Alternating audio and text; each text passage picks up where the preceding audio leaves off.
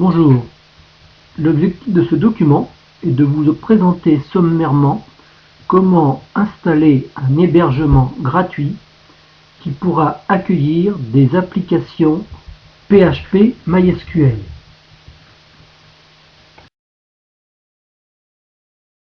Nous allons donc voir de façon synthétique comment déclarer les informations de l'hébergement telles qu'on les désire, comment valider cet hébergement et sauvegarder les paramètres et ensuite faire un tour sur l'interface d'administration de l'hébergement. Les informations principales seront donc le username. Ce nom sera rattaché en fait devant egeon.info et représentera l'URL d'utilisation de l'hébergement. On adjoint son mot de passe, une adresse email pour recevoir la validation et toutes les informations de paramétrage. La catégorie, on a mis personnel, il y a d'autres catégories. On utilisera donc le site non anglais, bien sûr, si on est français, et le code de sécurité. Et ensuite, il suffira de cliquer sur enregistrement ou registre. Vous recevrez ensuite dans votre messagerie un message avec un lien sur lequel il faudra cliquer pour valider votre enregistrement d'hébergement.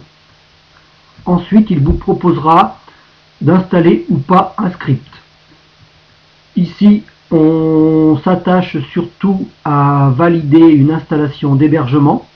Donc, on dira pour l'instant de ne pas valider les scripts. Il faudra ensuite attendre environ 4 minutes avant de recevoir dans la messagerie les informations définitives de paramétrage du compte pour pouvoir accéder à l'administration.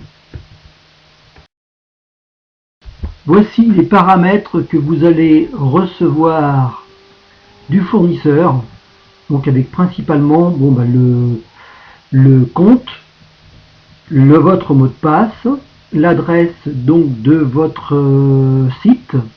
Ici, on a mis mon site. Et aussi les informations concernant le site FTP, la base de données.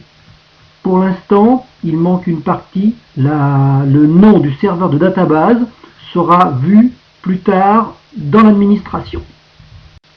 Quand vous aurez cliqué sur le panneau, donc dans l'URL fournie, mis vos informations de compte et votre mot de passe, vous aurez l'interface d'administration qui se présente de cette façon-là, avec vos paramètres personnels qui sont à gauche en bleu, où il y a en fait la taille mémoire qui est allouée, de disques, de bande passante, ainsi que le nom du serveur de base de données qu'il faudra bien conserver, car on en a besoin par la suite pour installer les applications.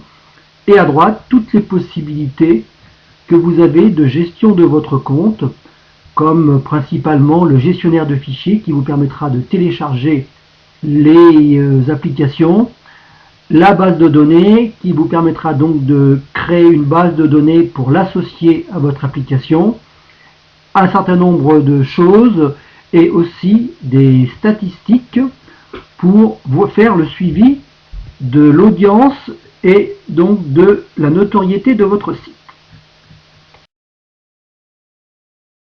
Merci de votre attention et bonne chance avec l'hébergement egeon.info.